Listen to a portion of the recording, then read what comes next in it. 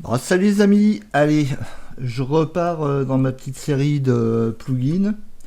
Alors aujourd'hui, on va regarder plusieurs plugins comme SubD, Quadfestool. Déjà, hop, pour commencer. Alors, en fait, ils fonctionnent un peu ensemble, hein. En tout cas, moi je les utilise pas mal ensemble. Alors, ils servent surtout à faire de la modélisation à base de quad. Ce qui est dans SketchUp une modélisation qui va être assez propre et on va pouvoir bien lisser les faces. En fait, la méthode est basée sur la subdivision, c'est-à-dire qu'en en fait, on va modéliser à base de quad, c'est-à-dire des faces qui ont 4 arêtes. Et ce qui simplifie la modélisation, la subdivision, le lissage, pour avoir des formes bien sympas, bien organiques. Alors, donc si je commence et que je trace un rectangle que je vais extruder, hop, voilà, tac, alors, si cet élément je triple-clique et que j'en fais un groupe,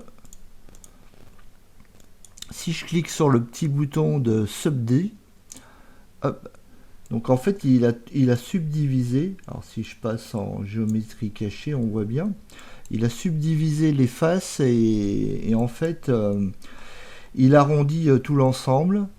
Alors si j'augmente la subdivision, voilà, je vais de plus en plus vers une sphère. Alors ça donne un truc assez sympa. Et du coup, ce qui est vraiment très bien, c'est que si je viens recliquer ici, alors il faut que je sélectionne mon élément, si je viens recliquer ici, il revient à sa forme basique. Et en fait, on va pouvoir travailler sur une des formes basiques tout en pouvant ensuite subdiviser et arrondir. Alors, donc, et c'est là que va intervenir Quadfestool. Alors, si je viens éditer mon élément, je viens cliquer ici. Je vais utiliser une fonction intéressante de Quadfestool, c'est qu'en fait, il va rajouter des arêtes horizontalement en fonction de la verticale que j'ai sélectionnée. Donc si je viens cliquer ici, hop, il vient me rajouter une arête qui va me servir après à subdiviser. Je viens cliquer les deux ici, je reclique ici, il me rajoute deux arêtes. Si je clique une arête horizontale et que je viens cliquer ici, hop, il vient me rajouter une arête qui fait tout le tour. Si je sélectionne ces deux arêtes, je refais la même démarche, pareil. Je viens cliquer ici, hop, pareil. Je viens cliquer ici et ici, idem. Donc voilà, là maintenant j'ai un cube beaucoup plus subdivisé. Donc si je retourne dans SubD, je clique ici, hop, on n'a plus du tout le même volume, on n'a plus une sphère comme tout à l'heure, mais on a finalement un cube avec les arêtes cassées. Alors je peux enlever un peu de subdivision pour avoir quelque chose. Voilà. Alors on a tout de suite quelque chose d'assez sympa. Alors si je reviens, il faut que je sélectionne bien sûr. Si je reviens ici, ce que je vais pouvoir faire par exemple, si je veux venir mettre quelque chose qui va être un petit peu débordant ici, je vais rentrer, je vais sélectionner une arête, je vais prendre cette fonction et hop, il me sélectionne toutes les arêtes dans le même plan du cube. Et à partir de toutes ces arêtes sélectionnées, je vais venir prendre cette fonction qui est assez intéressante aussi. Hop. Et là, en fait, il est venu me remettre deux lignes tout autour parce que je lui en demandais deux, je veux dire. Et donc il est avec un espace de 15 entre les deux. Bon, on va dire que ça me convient bien. Hop. Alors ce que je vais venir faire, je vais venir sélectionner les deux arêtes, les deux faces dans cet élément. Je vais venir ici hop, et il me sélectionne tout l'ensemble très rapidement. Je suis pas obligé de venir les prendre une par une. Et si par exemple j'utilise le plugin de Fredo John Push Pull qui va me permettre d'extruder tout un ensemble de faces. Hop, voilà, tac. Alors ça c'est un plugin également très intéressant. Et du coup, si je retourne dans Subd, hop, voilà, si je supprime la géométrie cachée, on voit qu'on a une géométrie nickel faite hyper rapidos. Bon voilà, hein, c'est vraiment un truc sympa. Donc si je viens recliquer ici, donc là je suis revenu en élément très carré et très basique. Alors si par exemple je prends ces deux faces et pareil, hop, et que je reviens ici, j'ai oublié toujours de sélectionner, désolé, voilà. Alors ce qui est intéressant, c'est que si je veux quelque chose en bas qui va être un peu plus droit, en fait je vais revenir ici, voilà, je vais sélectionner toutes mes arêtes. Alors hop, je prends celle-ci et celle-ci, je prends ma fonction, hop, et là il m'a fait tout le tour. Non, il n'a pas sélectionné celle-ci, donc je recommence, voilà, pareil ici, voilà. Et avec cet outil, je vais venir lui dire, plus je vais m'approcher de 1 ici, en fait, moi, il va venir arrondir cette arête. Donc, voilà. Donc, si je reviens en éléments subdivisés, voilà, on s'aperçoit que ici, il n'a pas subdivisé et il m'a laissé un élément droit. Voilà, si je reviens et que je fais pareil ici,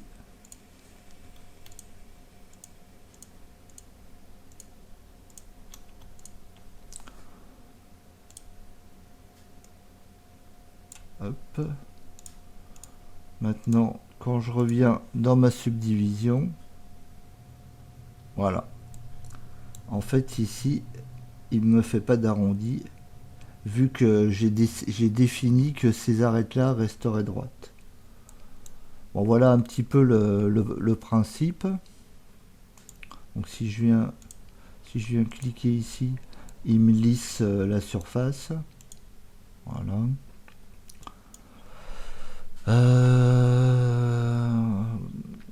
Autre fonction intéressante,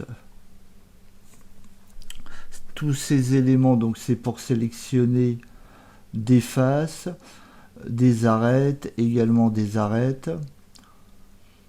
Ça va être pour trianguler une face, trianguler tout un ensemble de sélection de quads et de faces. Là pour enlever justement les quads, etc., etc. Ça c'est pour convertir un maillage en quad. Là pour convertir des éléments du bac à sable en quad. Là une géométrie qui serait importée de Blender. Bon ça permet bon ça j'utilise pas trop, ça c'est pour vraiment le mapping. Bon j'utilise plus UV Tools ou TruePaint, le plugin de Fredo pour le mapping, donc c'est vrai que je m'en sers pas trop. Ça va permettre de déplier une grille par exemple. Par exemple si je viens hop, faire hop, ça, que j'extrude juste la ligne, hop, voilà, Bon, je reprends ma petite démo après un crash de SketchUp. Donc, comme j'avais pas sauvegardé, bon, donc je repars d'où j'en étais. Si par exemple, bon, pour cette fonction, alors si par exemple je trace une courbe, que je l'extrude, hop, je la sélectionne, voilà, inverser, et que je viens prendre cet outil, hop, donc je vais venir prendre une, une ligne d'une facette, une autre, et hop, il me déplie ma courbe. Alors, hop, donc, si je sélectionne cet élément, hop, je le fais pivoter, tac.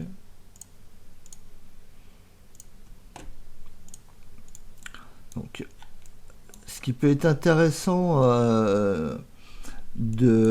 en développant et en mettant à plat un élément courbé, c'est de pouvoir travailler avec le plugin Flow Wi-Fi. Bon, on peut faire une petite démo rapide.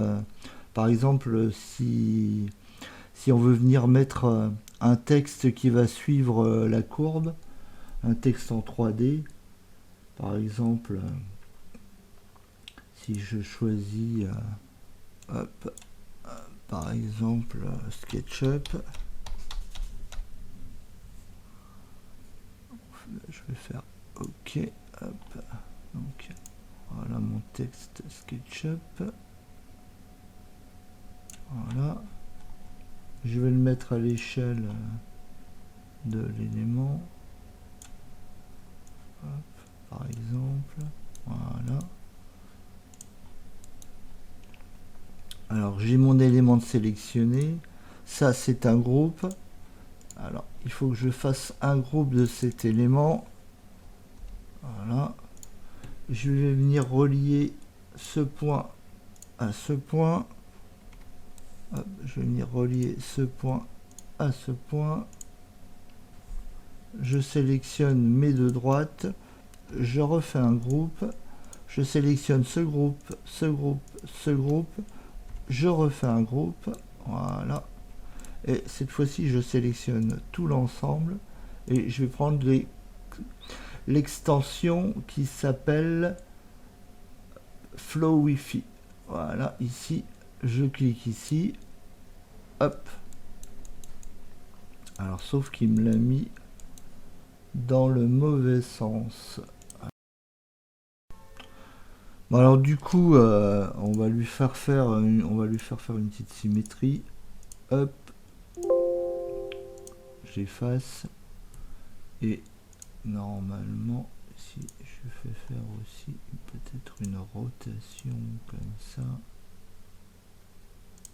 Hop, voir ce que ça va donner. Ça devrait normalement être bon. Alors, si je sélectionne ça et ça, je retourne sur donc, Flow Wi-Fi, je valide et voilà, c'est bon. Voilà. Alors, par contre, il me l'a mis dans l'autre sens. Du coup, comme ça c'est mis dans ce sens, hop, alors, si je le mets dans ce sens-là, que je recommence, extension, Flow Wi-Fi, voilà. Là, c'est bon, il est dans le bon sens, donc je peux virer celle-ci. Voilà, donc j'ai mon SketchUp. Alors, je peux venir le... Normalement, je dois pouvoir venir le lisser ici. Voilà. Bon, là, le lissage est un peu trop... Donc, je vais revenir en quad. Bon, après, j'ai d'autres moyens de lisser. Hein. Si je fais adoucir les arêtes. Hop, voilà. Tac. Et donc, ensuite, je peux venir donner un petit peu d'épaisseur, donc toujours avec le plugin push-pull, aussi à la courbe. Voilà, là maintenant j'ai vraiment une épaisseur sur ma courbe et sur mon texte.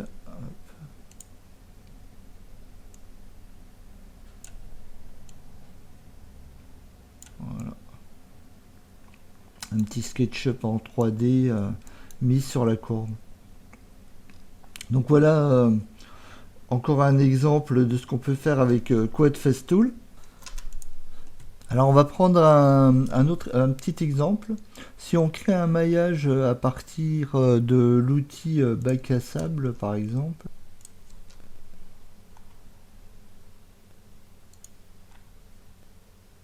Voilà. Alors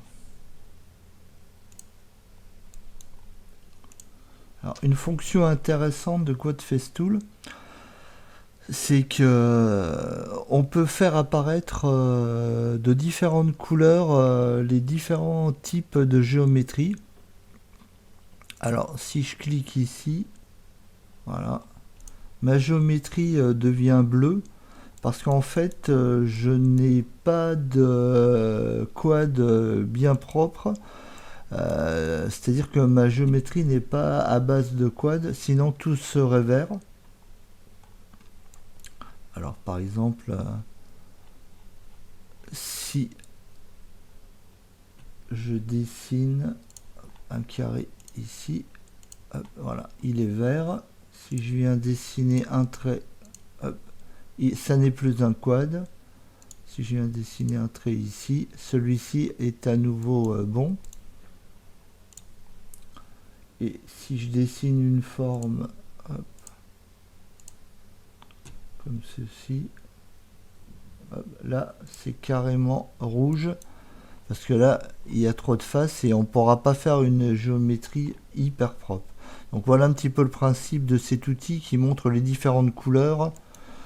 Alors si j'en reviens à ici cet élément, je peux utiliser cette fonction qui va convertir Sandbox Quad to Quad Face Tool, c'est-à-dire un maillage du bac à sable en Quad Face Tool.